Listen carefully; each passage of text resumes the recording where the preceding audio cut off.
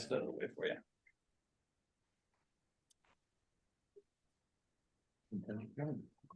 All right.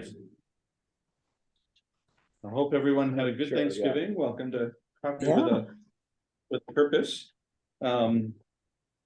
Martin is here to share the highlights of the special 3-day civil rights journey, I guess is his term, that you took with was it the Wellesley Temple and others? Yeah, So, temple definitely. yeah, just our temple. Okay, great.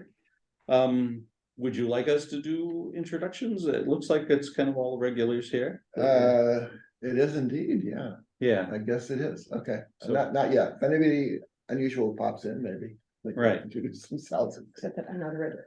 Oh, Beth's not a regular. Introduce that's Beth. true, right, yeah, This is my wife, Beverly, yeah, welcome, Beverly. Thank you. and I really strong armed her into coming because I wanted support. She was on the trip too, and I'm sure she'll remember things that I've forgotten, vice versa. So. Yeah, well, when you gave us the highlights of your tour to Egypt, you had all sorts of. Ours wasn't Egypt. It was, Oh, I'm sorry, Amazon. Amazon, that's what, Yeah. Amazon, right, it was Someone else was Egypt. Carrie that was Egypt, yeah, there we go, so, Not the one. all right. Okay, so a lot of things we can talk about on this trip. It was rather inspiring, which is why I'm glad that you Yeah, maybe you could let me start come and with talk about it. how you came to do it, I mean. Yeah, it's basically, we never would have thought of it. We of all the places we wanted to go in the world, we hadn't thought of going to the South, to Alabama and Georgia. We thought we knew all about the civil rights movement of the 60s because we lived through it and watched it on TV all the time when we were young. Sure. But for some reason our temple started going on this trip. It was put together by somebody about 20 years ago as a civil rights tour that sort of is focused on Jews, but not necessarily, doesn't have to be Jews, but it talked about Jewish involvement in the civil rights journey. And our temple found out about it and has done 2 trips that were sold out over the past couple of years, with about 40 or 50 people on each trip. And they talked about it and it sounded totally inspiring, and then you can add if you want. So we jumped onto it. And in fact, so we were on the 3rd one that our temple was involved in, like the 200th that this guy had put together. And then the week after we were on it, our temple did another one just for families with teenagers, so more a youth focus, and about 25 people were on that one. So that was the 4th time our temple had a trip. Wow. We had 2 of our rabbis join us. 2 rabbis. Mm-hmm. So the guy who put it together, I should see a picture of him when he pops up. I'll tell more about him, I guess. We prior to this trip, our temple also offered a 3-week course on Jews and the civil rights movement, which actually wasn't focused just on Jews and the civil rights movement. In fact, it wasn't just focused on the civil rights movement. They actually went back to slavery and the origins of slavery, and then how things evolved from there to what we have in the 60s. And we found that things were a bit idealized when we think of Jews, the things that we've heard as a Jewish group about our fellow Jews involved in the civil rights movement was a bit idealized. There were Jews that were very much involved, but it wasn't like perhaps what we would like it to be. So let me show some iconic images that we've seen over and over again, at least in our temple. And it also depended where those Jews were living. Yeah, and Okay. Beth can add, she actually lived in Arkansas for a while. And she has Oh, some really? Yeah. special experiences there. So you've probably seen this picture of the 3 civil rights workers that were killed in not my dates are, let's see, 1964, which was the Freedom Summer. And Freedom Summer, which is people, maybe young people, went down from the north to try to promote voting rights in the South. And we've heard over and over again that the majority, at least half of the young people went down were Jewish. And of the 3 that were killed, we have two Jews and 1 Black. And is that coincidence, or is this something that Jews are necessarily involved in? It turns out that these people, these particular people who were killed and the ones that went down were not necessarily religious Jews. They were basically went down because of they were in a liberal college, and this was viewed as the thing. Were they all from the same college? No, they were from all over the north. And the But there's Jewish also- connection was open to debate whether that had anything to do with it or not. But there is also a tradition in Judaism of strong morality, which isn't always followed, especially these days.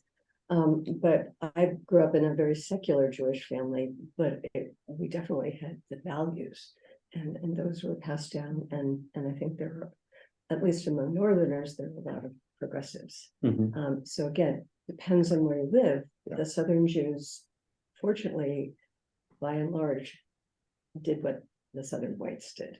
Mhm. So we're going to see that. And the next picture is if we switch pictures. Yeah. Will it switch? There we go. There we go. Yeah. That's another picture we've seen a lot, which is of Martin Luther King in the center. I don't think that's the point. And then two people to the right, it almost looks like three people to the right, is Abraham Joshua Heschel, the one with the long beard and the thing around his neck. Apparently the blacks in the South really liked him because they thought he looked like Santa Claus. But he was actually a very prominent Jewish rabbi. Matter of fact, if you ask some people, the most prominent rabbi of the 20th century, he might be the one who's chosen. He's written many, many books. And so he joined Martin Luther King on the Selma March. But not all that many rabbis participated. He was almost not an outlier, but not necessarily typical. But definitely an inspiration. And then if we look at this next picture, which I hadn't seen before, and this was posted by his daughter, Susanna Heschel, trying to reconcile exactly what happened. You'll see the main street of Selma, which we recognize because we were just there. But what we didn't recognize is the word Teppers in the background, which is a Jewish-owned store, which is not unusual. But it was a store owned by a very racist Jew who really participated in all the really unsightly racist activities of most of the other whites in town. So it was something that Susanna Heschel had this article, she tried to come to grips with that, and she realized that we can still regret these things that happened in the past, but yet still be proud of people like her father, who was on the right side of history.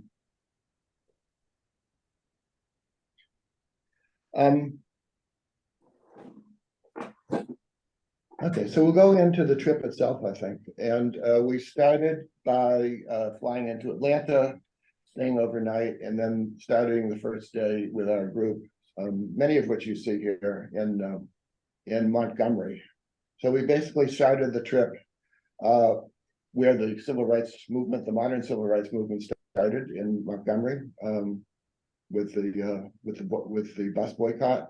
So our guide here is Billy, I forget his last name, Billy Planner. Planner is his last name. And he started this group called Edgar 36, which is a name I have trouble remembering as well.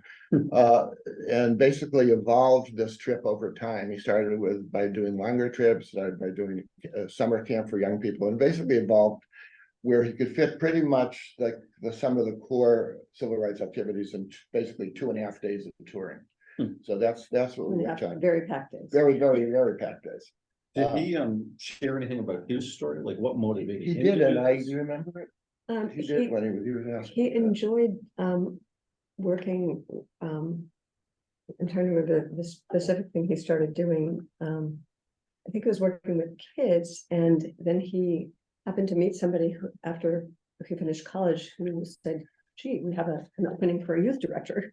So he started doing that, and he discovered he loved taking those kids on trips. And so he started kind of shifting away from the job into making the trips his work. And he expanded to adults as well.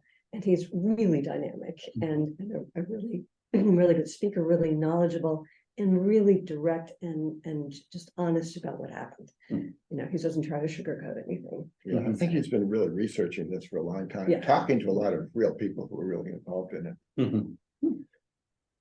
And in fact, he had 4 other trips going on simultaneously with ours. So he's the director of this group, but he has other guides that we were lucky we got him himself, but he has other really good guides as well. So 4 other groups were going the same weekend, and we came together with them on occasion, which you'll see in some of the guest speakers. We started as we saw with that sign with the place where Rosa Parks was arrested for her in her bus ride, and this is a depiction of that little sculpture. This is at the Rosa Parks Museum, which is right on that site that we just saw the picture of. Okay, then also in Montgomery, we passed by the Equal Justice Initiative, which turns out to be quite important. And I'll stop sharing for a second. Because they are basically the person who's the head of that, Brian Stevenson, is trying to get blacks a fair trial who didn't have a chance for a fair trial, to get them exonerated from crimes they may not have committed, and particularly is taking up capital crimes, a lot of death penalties cases still in the South, and in many cases, I don't know many, but in all too many cases, it's black people who simply didn't have a fair trial, and it was clear once he got involved in the case, they were not guilty at all. So in fact that I actually coincidentally got these books given to me right before the trip when people saw I was coming. This one was given to me. It's called Just Mercy. It's given to me by Terry Evans, and Kathleen, you'll know she has an inside track on books because she had probably got it as part of the donations and pulled it out for me because she knew I needed it. And this is written by Brian Stevenson, who's the one who started the Equal Justice Initiative, and it goes through the first 10 years or so of his cases that he has dealt with, and it's rather shocking when you hear about some of those people that were convicted unjustly. Then a second book that I got, which I actually got earlier, which is called The New Jim Crow, which is given to me by Deb Mitchell. And I'm still partway through that. And that also talks about similar things where we think that the Jim Crow and the improper imprisonment and killing of blacks is over, but it's not. And this really talks about the continuation of that. Did you want to add? And someone had a comment just saying that this book was really good. Someone put it in chat. Oh, good. The Jim Crow or the Just Mercy? It was Just Mercy. Yeah, they're both good. They're both good. Yeah, it was Bridley Vickers. Good, yeah. Oh, good. Yeah, I think Deb Mitchell was actually did a discussion group on the Jim Crow. So the Equal Justice Initiative, again, is the one that Brian Stevenson started, and if I can get back to sharing, we'll look at some of the things we saw that they have put in Montgomery in addition to their headquarters. That should do it, hopefully. So anyway, that's their headquarters building in Montgomery. And eventually I will get thing to go to the next one. What did I have to do to make it work? There we go. Yeah, so they have two different memorials that they put in Montgomery. Both of them were put in 2018, about 5 years ago. So many people haven't seen them yet. And this is a memorial, basically a lynching memorial for the whole period where blacks were lynched sort of indiscriminately. It's called the Memorial to Peace and Justice. So you walk in this pathway, and the first thing you see is a commemoration of slavery. And then as you go on, the main part of it is these sort of pillars. Each one represents a different county. So different county where lynching took place from the period of the Civil War to maybe the mid 20th century. So this particular county in Arkansas had quite a few. Some only had one. Some they have to use small print in order to fit them all in. Wow. And you keep going and going and going, you don't realize how many there are. Eventually, Wow. somehow, Woo. goes down, and you see them up above you, you can't even read them, and you get kind of. I kind of didn't know what to think when that happened, basically. It's pretty powerful. I remember when this exhibit came out, this idea of having them suspended Mm. such an evocative way. Mhm. Even though they're- Right. Yeah.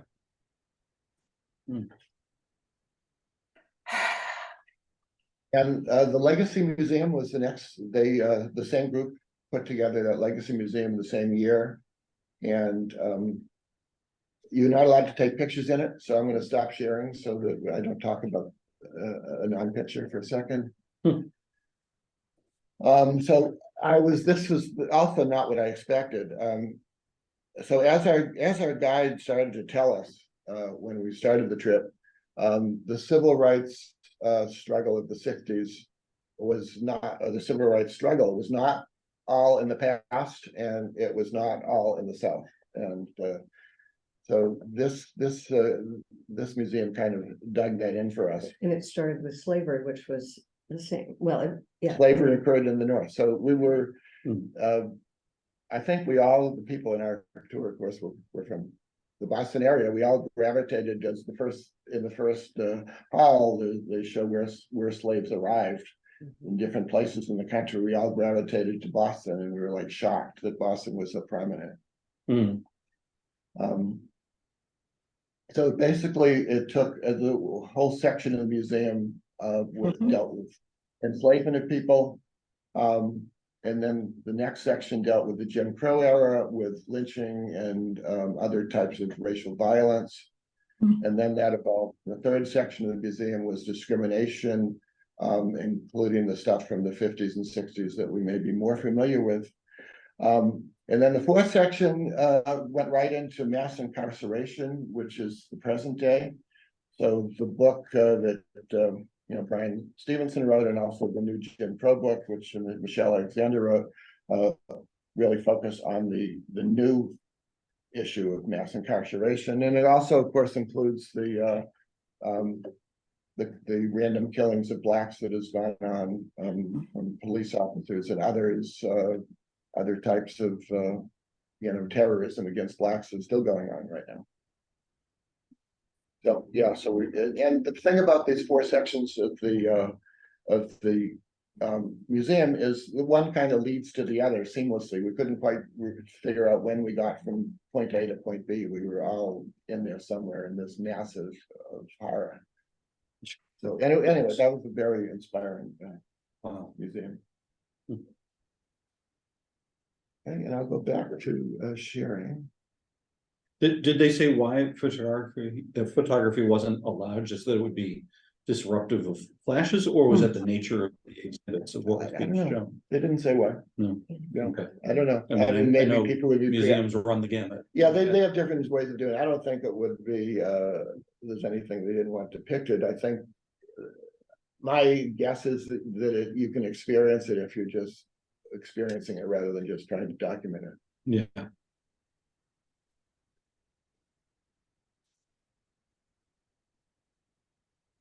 Okay, and then so the first day was all Montgomery, and the second morning we set off to Selma.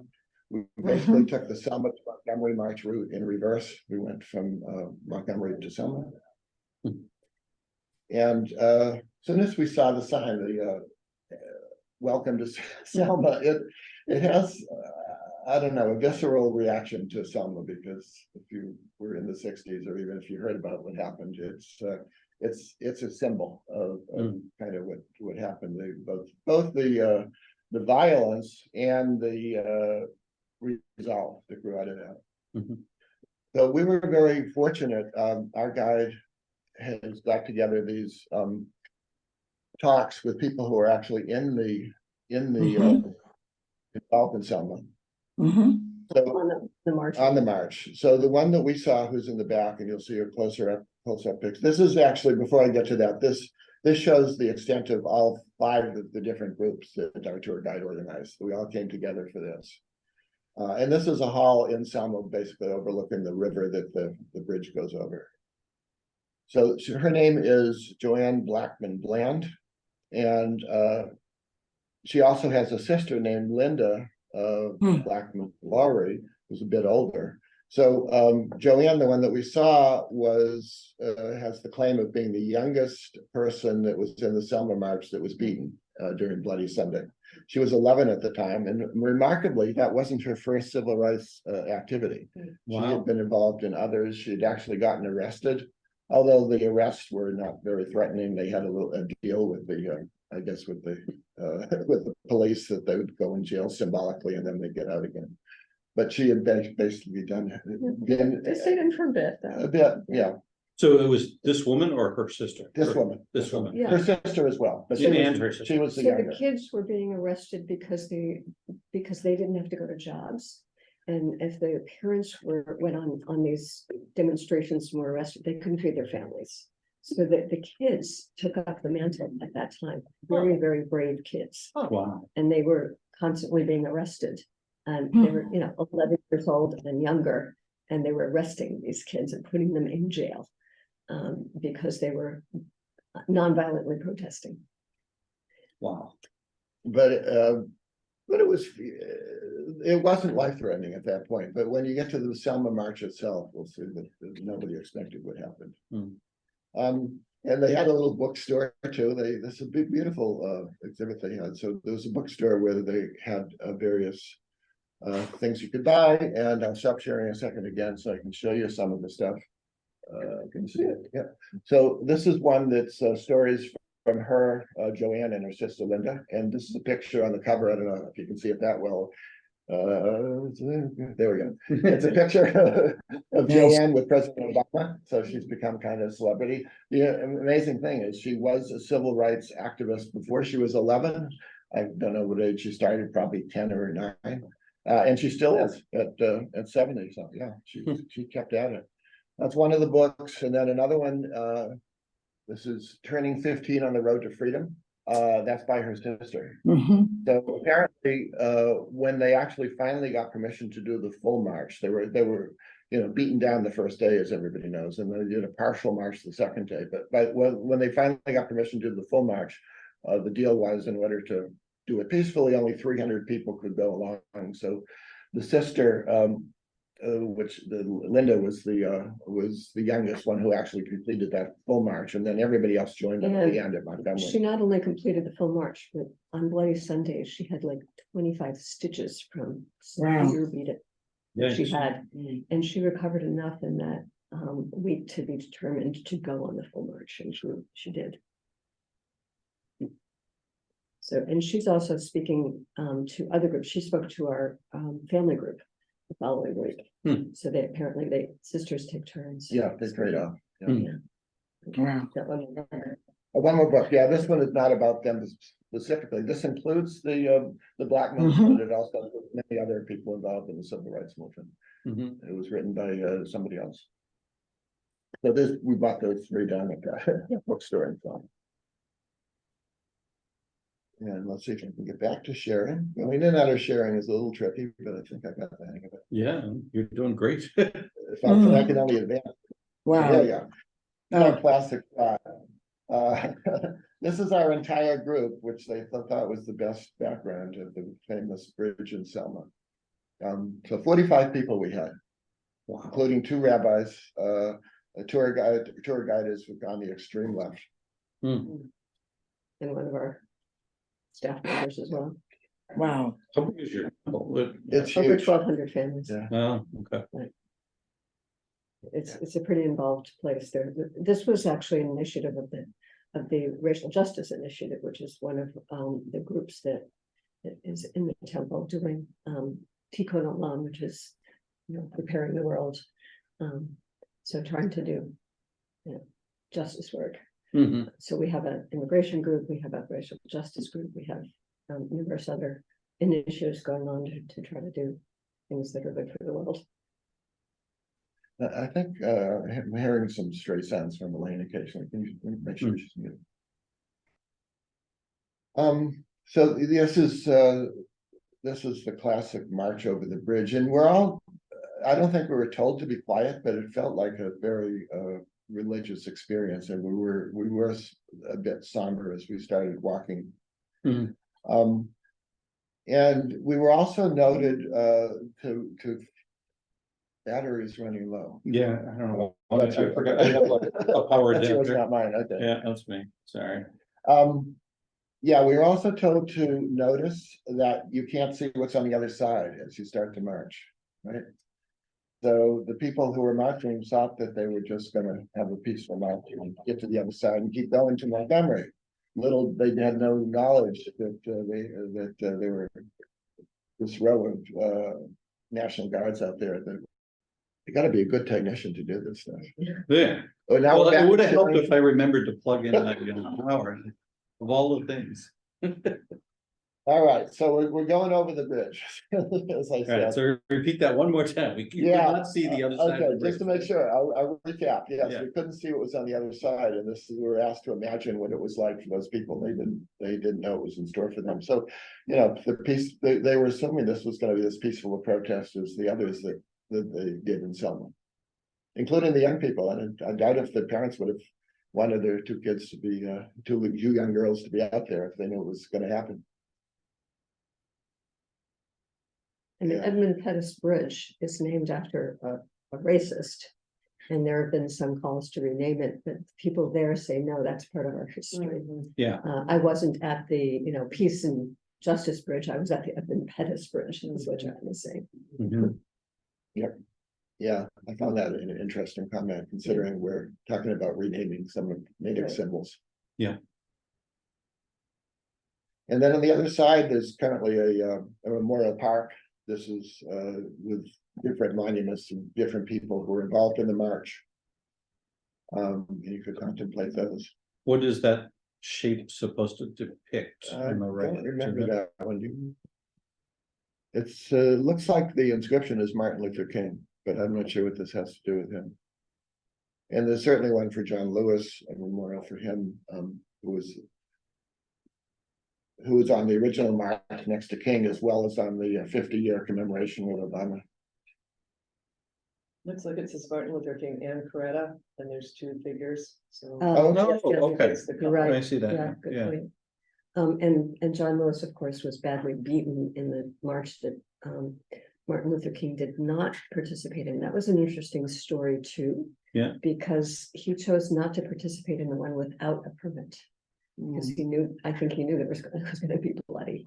And he wanted to have, they applied for a permit, they were turned down, they took it to court and got the permit. But he wanted it to all to be above board, and so he participated in the one that Rabbi Heschel did, and that had the permit, and I think there was even some protection in that put in by the court. Do you remember? Yeah, there was. Yeah. If you read the accounts that were in these the women's books, that there was National Guard protection, and Joanne was initially scared when she saw the National Guards, and then people said, no, they're actually here to protect us this time. So it turned out that was okay on the final march, certainly not on the first one.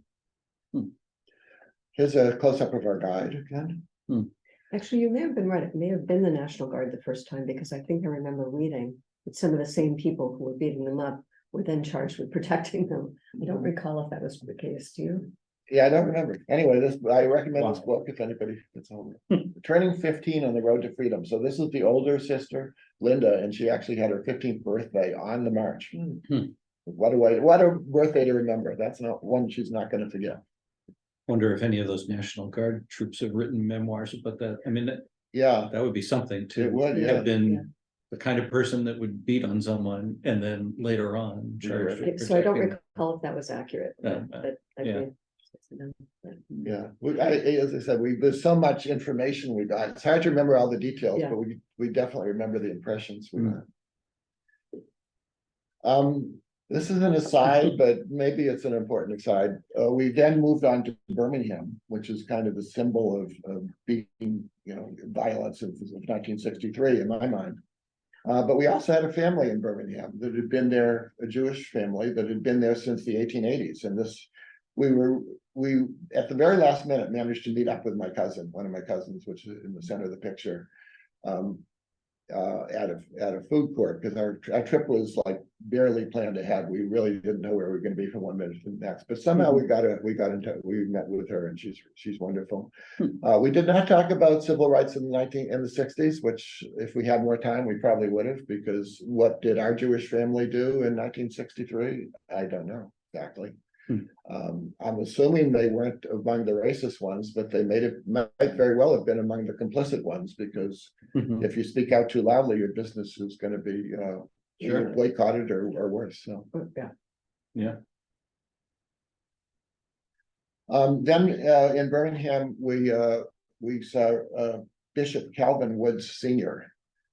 This was another one of the, actually the second of the major civil rights leaders that we got to see in person. And I just chose this image to show the young people in the front who were kind of captivated by his singing. And they were mostly people kind of our age, but there was a good group of young people. And they left this particular talk chanting "We shall overcome." So we thought that The young people, yeah, we thought they were getting quite into the spirit of the thing. So Bishop Woods is I think about 90 years old, and was active in the '60s, even in the '50s. And he did a combination of a sermon and a revivalist, That gentleman is and 90. singing. Yeah, good shape. He's got a fire within. He does Definitely indeed. does, He does yeah. indeed. Yeah. So apparently he usually does this talk out in the park outside, but the rain was threatening, so we had an indoor location. It wasn't quite as pretty, but we got to hear him. And then we went to the park in Birmingham. On the edge of the park is the 16th Baptist Church, which is famous for the killing in 1963 of the 4 girls, the bombing, which I still remember being on the news, and this is a memorial to them. Which is really on the edge of this park. This peaceful park, I think it's even called Peace Park now.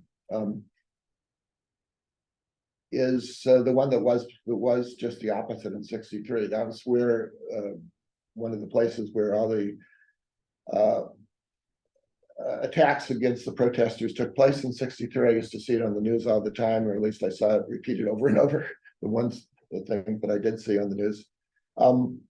So the fire hoses that were trying to shoot down the demonstrators and the attack dogs took place here. As the demonstrators were trying to go from their church or the place where the blacks live to the downtown area. And this was what stopped them, was here.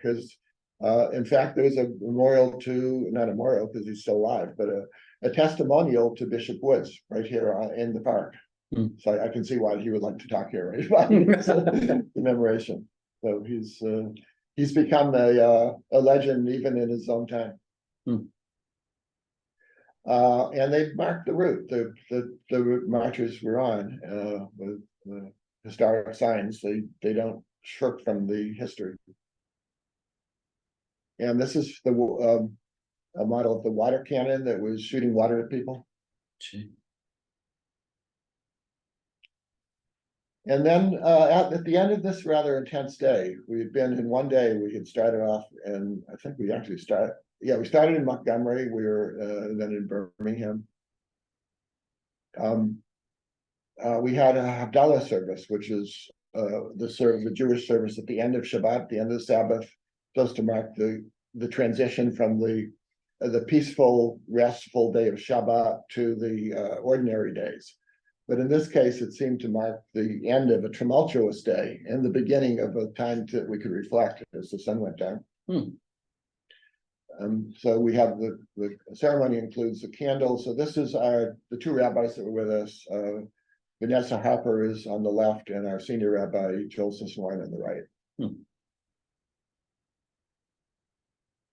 Then we get to the final day of the trip. On Sunday morning, we were back in Atlanta, which is where we had first landed. But we haven't toured it yet. And the Ebenezer Baptist Church is known for Martin Luther King's preaching. This was the old Baptist church, and there was a new one that was built across the street, which we actually went to. And by the church is actually where they laid Dr. King and his wife Coretta to rest. And this is the 6 principles of nonviolence was put up in a little arrangement. Hmm. And then this is where they are buried. Hmm. So it's right by the church. Will not be satisfied until justice rolls down like water and righteousness like a mighty stream. It's a passage from Amos.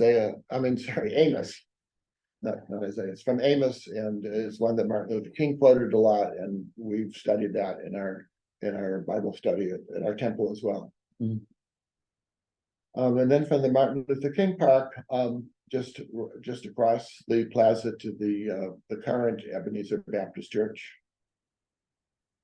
And the current senior pastor is now Reverend Warnock, who is the U.S. Senator. So he is almost equally known to Martin Luther King for that in terms of that church. Unfortunately, he was not there that particular day when we were there.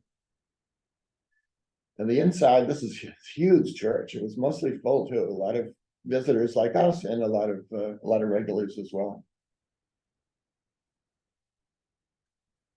And as you expect, a lot of gospel singing, quite impressive. And then I think we're finally reaching the end. That was the service was the end of the formal tour with our entire group. And some people went back to the airport. They had a flight. Our flight was later, so some of us went on to the museum in Atlanta, which is the National Center for Civil and Human Rights, which I would say is a more conventional civil rights museum as opposed to the one we saw in Montgomery, where it took us through the different stages of the civil rights movement. It started with this beautiful mural, which they also kind of sold as a little poster. And then there were rooms set up kind of like this. They're all interactive. This is Brown versus Board of Education. So that's kind of the very beginning of the civil rights movement. And it took us through all of the different stages. And you could just spend as much time looking at the videos and reading as you wanted to do there. And that was kind of the last stop. And then we went home to kind of contemplate everything and read our books and see what we could make of it all. That's it. Did your tour group get together as a group at the temple to kind of do any We're group still going debrief?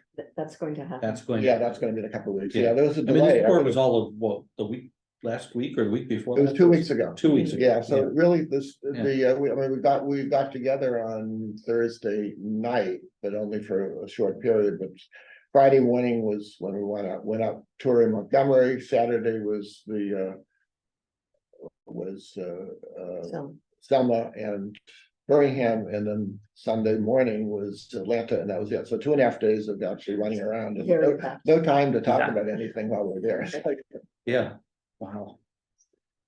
Well, thank you for sharing that. That's You are very welcome. very powerful. It's very powerful. I know I've been peppering you with questions all along. No, Who else has Yeah. has questions or comments? Brinley, thank you for posting some of the things that you've been adding to the chat. No, I didn't see them. Yeah. You can say them if you want. It's what an incredible trip. I would love to take the trip, but I can say the reason I added the information about the artist for the Park of the Four Girls with the Four Girls Monument is she is so amazing. And I've seen her do a bunch of interviews, and I have always, that park has always been on my bucket list for memorials. And so I think it's really cool that you got to go see that. Yeah. This whole site that Brinley has directed us to. Oh, wow. Yeah. Cool. You know, what's kind of amazing though is that was only one of the violent things that happened in that park, because that's the same park where the people were beaten down with the fire hoses. It's like, I guess it made it easy for the tour guide because we just had to go to one place. Wow. Rick, did you have your hand up? Did you want to say something? Yeah. I was just wondering, who do you know who we would contact from a church if there's a group that would like to go? Because I think there is probably one in my church that I would like to forward the information on the tour to. The website, the organization was in the email, and I think there's contact information I've got there. There the- is. Okay, Yeah. sorry. Thank Yeah, you. so I'll Jake. contact him, and see what he has. I believe he certainly does interfaith groups, and I don't see why they have to be restricted to Jewish. There was really no site that was Yeah, particularly Jewish, except for the Havdalah service was Jewish, but that we did that ourselves. I think I read on the site that you need a minimum of 20 people to have a Yes. tour. You had double that. Okay. We had that. Okay, Yeah, Yeah, and they can put people together. They can- right, yeah. Yeah. Yeah, well, I know, we have a brand new minister here at our church at First Congregational, and our church has been interested in working with the interfaith community to, I don't know that we would get 20 from our congregation, but, combining with a few other churches, Oh, yeah. it might not be hard to hit that number. Yeah, you can put together a regional coalition. Yeah. Group. Yeah. Hmm. You might not get Billy himself leading Yeah. it, but he pulls the groups together, so he's definitely involved with all the groups. Yeah, And he's really dynamic, but I think his other tour guides, I'm sure, are Yeah. good as well. yeah. I mean, I would think that people that live down there must have, that's why I was asking kind of how he came to be doing this. Well, he grew up there. Yeah, and Yeah, so he's got that. presumably he's got family members that, were either pro-civil rights or racist or, I don't and know how long his family has been in the South. He grew up in Atlanta, I believe. Yeah, I don't remember the whole story though. Yeah, Yeah, I mean, we got so much information, I can't remember. yeah, I'm Thanks, not sure Fletcher. if he even told us his family's background or when they yeah. went to the South and whether they were part of that. Mhm. Um, but Yeah. Yeah. Paul, did you want to add something? Yeah, very, very interesting, a presentation.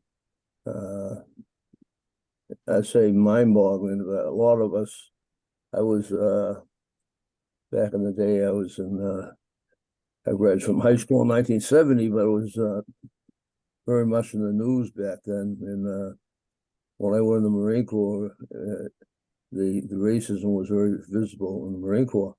But I knew a priest up here in Boston who was telling me a story one day about not wanting to. He did go down to the march, and at the time he was I won't say barred, but strongly discouraged from the cardinal of the Catholic diocese from attending as a priest to these marches and these protests.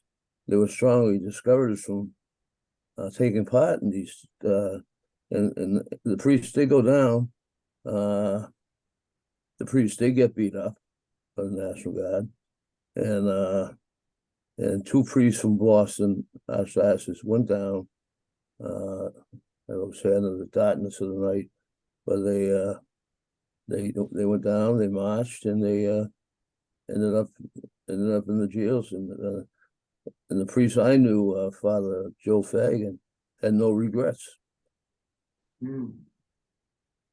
But I thought it was amazing that the archdiocese, the cardinal at the time would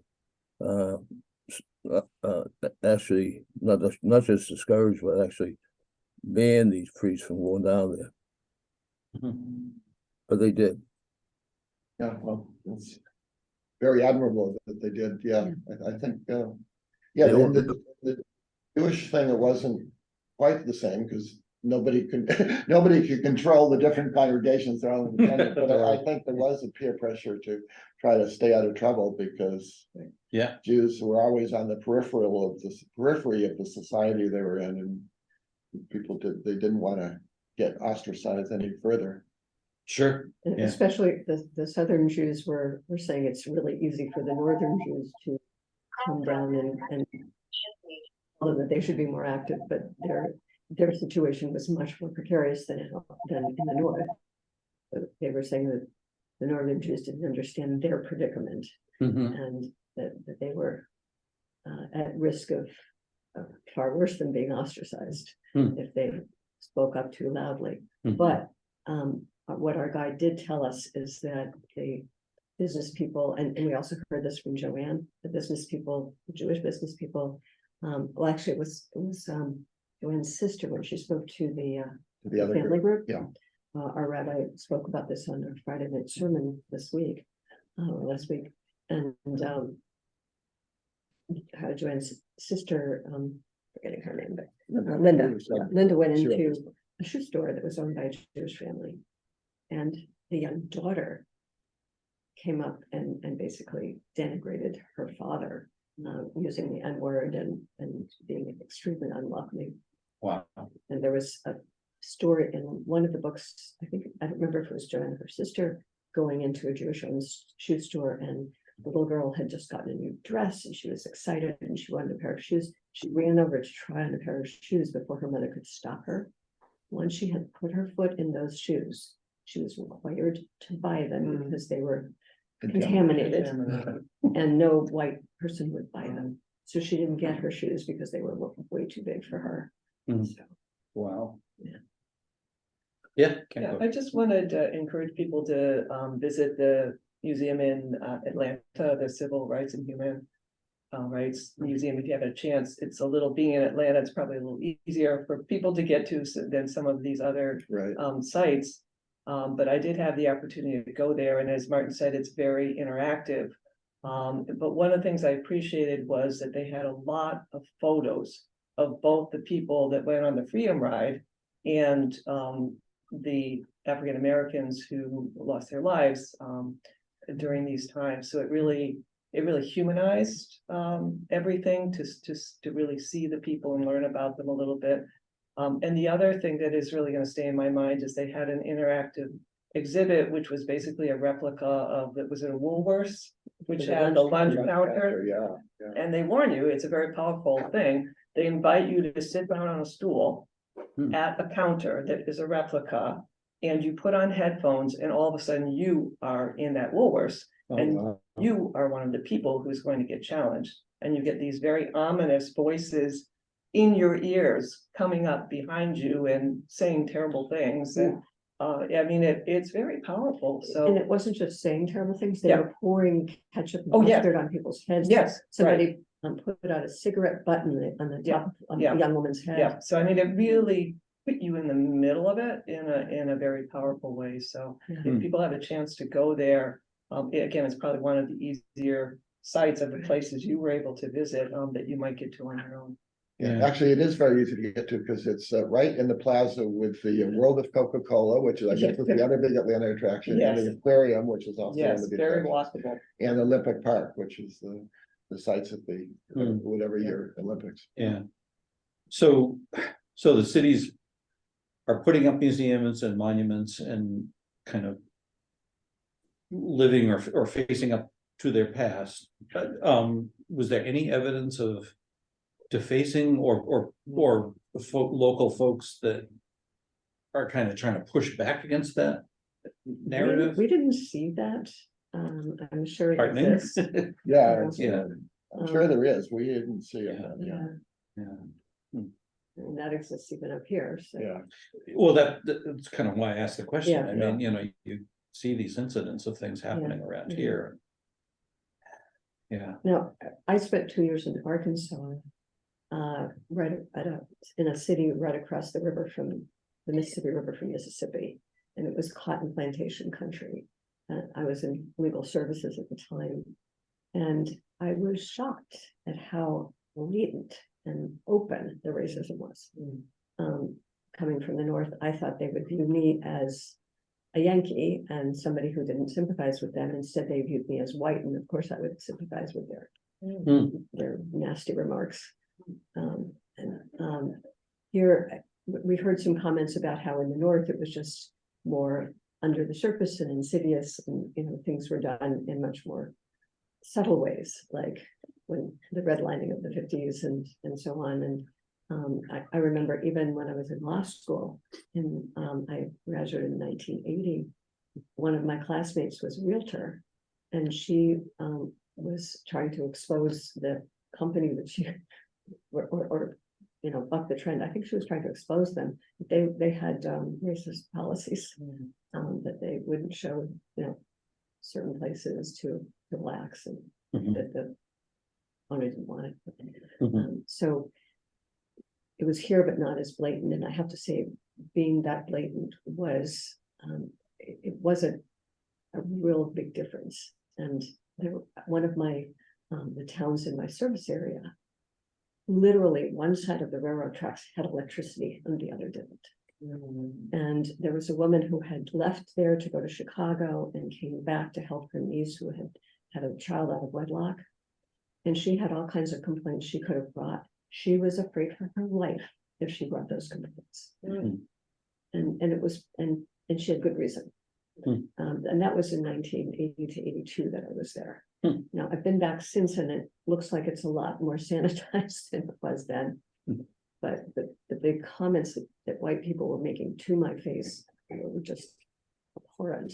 And this was in the synagogue too, which was probably even more disturbing. No.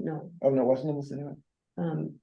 No, they weren't as open about it. They were more subtle. But this was just people on the street. I don't remember how I encountered them, maybe in a shop or something. But So you had said at the outset that this was part of your temple's, I can't remember whether you said racial justice or social it's justice. the racial justice The racial- initiative, which is part of our Tikkun Olam initiative, which is like trying to repair the world. Yeah. Are there other activities that the temple's involved in that? You mean with the racial justice initiative? Yeah. I'm not sure, you know. I haven't kept up with it. I'm on their mailing list, but it's not my primary thing that I do. I think we did do a march. Did we do a march with them, or was it was Edith who was very involved in that? Yeah, I don't know. They do some educational films and stuff and discussions. They did do I think there was a black. homelessness Yeah, March at Home. I don't know if Yeah. that was the racial justice or a different group. Yeah. from the or a temple. combination of. But there was the Black Lives Matter vigil with the village church, which is the Congregational Church in Wellesley. That was Okay. a combined thing with all the different Yeah. churches. That's a good segue to my next question, is whether the temple invites the public to participate in any of these kinds of initiatives that they are teaching activities that, or whether it's really. I'm sure people would be welcome, although the Yeah. security has been extremely gosh. heightened since February 7th. Yeah. I was actually surprised there was somebody at the door, opening the door for each person who came in for Wow. Friday services. We somehow hadn't gotten back, or you had gotten back to the temple, but I hadn't Yeah. since then. Yeah. Yeah. Yeah. Oof, It's been a little scary, but maybe more than a little. Yeah. Yeah. Just- Rick. Yeah. Another question back to the tour. I know you guys you sort of came into the group kind of late and so forth. Did everybody stay together? Was that part of the experience? I mean, all of your group from the temple? on the tour, yeah, we stayed together the entire time. Yeah, Okay. no, the 45 people who traveled in one bus were all from our temple. And then as we mentioned, there were 4 other different groups and other buses that were doing the same thing simultaneously, but we couldn't all fit in one bus, which would have been too much to all get one guide anyway. So, but yeah, our 45 peoples were always together. Oh, that's a great part of the experience, then I would think. Including the dinners. Although we didn't formally have time for a debriefing and kind of processing, which our rabbi regretted. He really wanted to do that. By the time we were done with touring for the day, we basically collapsed at a dinner table, and we did whatever we could have to do with our people at the dinner table, but we didn't. We were pretty wiped out by then. Right, thanks.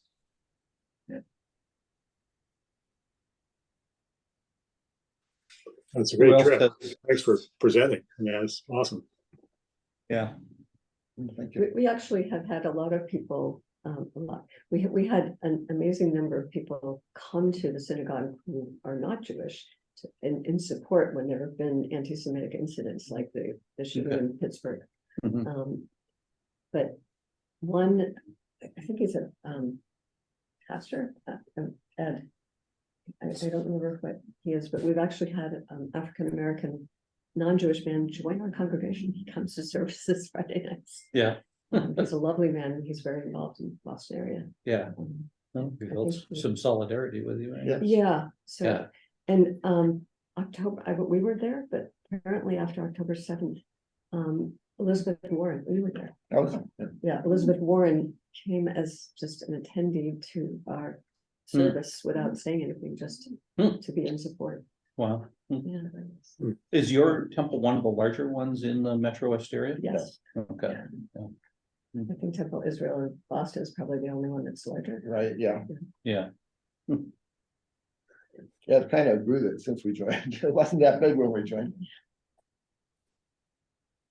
I see Catherine has just joined us as well. Catherine, you missed a great presentation, but oh, you've got your hand on. Maybe She was there. Oh, okay. No, she was there. Apologize then. Yeah, and you've got your hand up. Yeah, I was here. I just wanted to say that for those of you who find yourselves in Lexington, Kentucky, or in Kentucky on a bourbon tour, I highly recommend a tour of Berea College, which I'm a proud alumna of. Berea College was the first educational institution that was both co-ed and racially integrated, and that took place before the Civil War. And their purpose still is, to educate people in the greater Appalachian area, but we also have students I was from outside Appalachia, and foreign students, so I met my husband there, but students who are of high academic achievement, but don't have family resources to pay for college. So all of our college was paid for, but we were required to work for the college. And so all of their mission is to introduce dignity to manual labor. Everybody has to work 10 hours a week.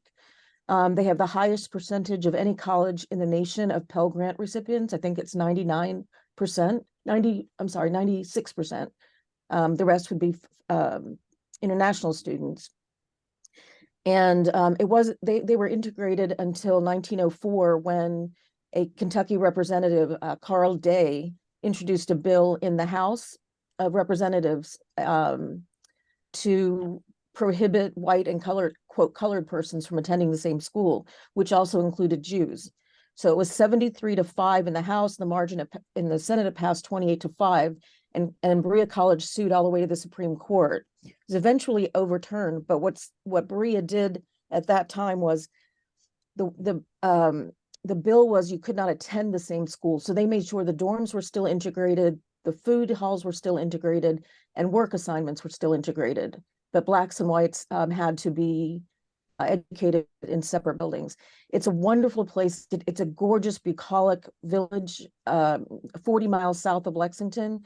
They have great tours of, you just see first-rate education taking place. Every kid gets a laptop coming in that they keep. And you hear the stories of these, like academically talented people who would otherwise not be able to go to college. And what the great thing about that is many of them graduate and go on into social work because they have no student loans. So they can be social workers, they can go into teaching, they can go into public service. So if anybody ever has a chance to go, I really recommend it. It's a wonderful, I had a great time there, my husband and I economically. The other great thing about the college is most kids who go off and graduate, there's no legacy admissions because presumably they're more financially well off. So their kids will never qualify to go. So I think they have one of the largest endowments. A lot of that's raised from their alum people who graduate and leave their estates or leave money to the school. And I know it was very formative in developing my sense of social justice and my husband's too. And so I just wanted to share that with you. Thank you. Yeah, thanks for sharing that, Catherine. Catherine, can you name that college again? Sure, it's Berea, Berea.